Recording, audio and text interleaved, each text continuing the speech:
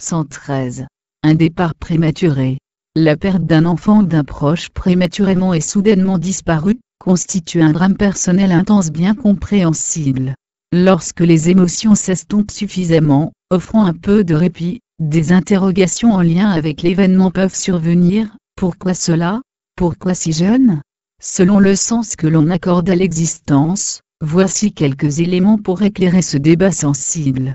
Conception matérialiste. La vie est une organisation bioélectrochimique produisant la conscience. Elle dépend de lois et de propriétés organiques.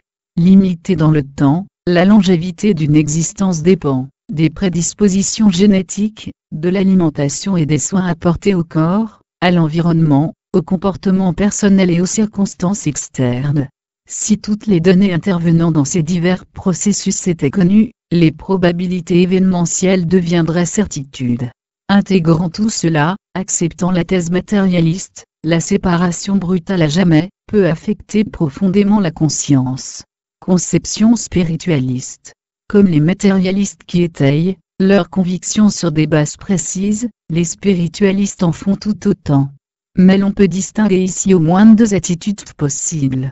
Tout d'abord, la croyance en un Dieu personnel et interventionniste. On distinguera l'acceptation sans réserve, ce que Dieu donne, Dieu le reprend.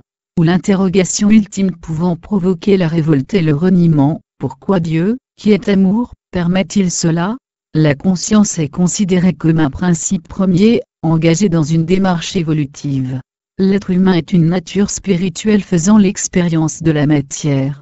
Dans ce contexte, l'événement tragique peut trouver sa place dans le développement des consciences impliquées par le drame. Des appréciations de l'existence bien différentes, mais qui n'empêchent pas chacun des protagonistes de ressentir et d'éprouver des sentiments similaires dans cette expérience. De ce rapprochement des consciences, une solution globale serait-elle susceptible de satisfaire toutes les conceptions évoquées dans ce moment particulier?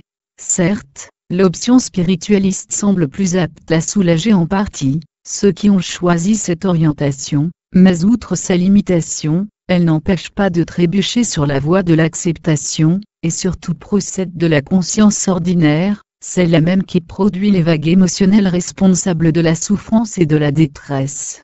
Alors quelle perspective? Recourir à cette capacité incluse en chaque être, quelles que soient ses convictions, l'attention. Pénétrant suffisamment l'espace mental, elle place en retrait la conscience émotionnelle responsable des sensations qui nous accablent, comme d'accorder aux autres le meilleur de nous-mêmes.